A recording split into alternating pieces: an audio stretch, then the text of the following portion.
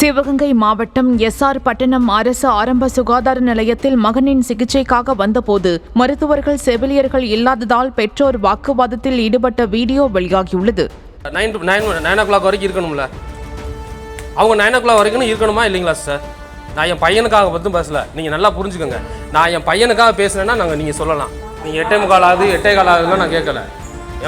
நான் சிஸ்டர், நான் நீங்கள் தான் டியூட்டியில் இருந்திருக்கணும், டியூட்டி மாற்றுறீங்க.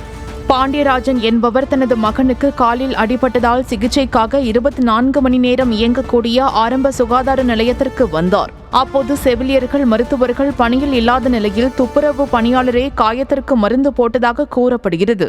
இதனையடுத்து காலை 7 மணிக்கு வரவேண்டிய செவிலியர்கள் காலை 9 மணிக்கு வந்த பின்னர் அவர் வாக்குவாதத்தில் ஈடுபட்டார்.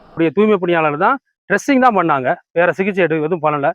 ஒருவேளை செப்டிக் ஆகி கால் விரல் எடுக்க வேண்டிய சூழ்நிலை வந்திருந்தாலும் வந்திருக்கலாம்.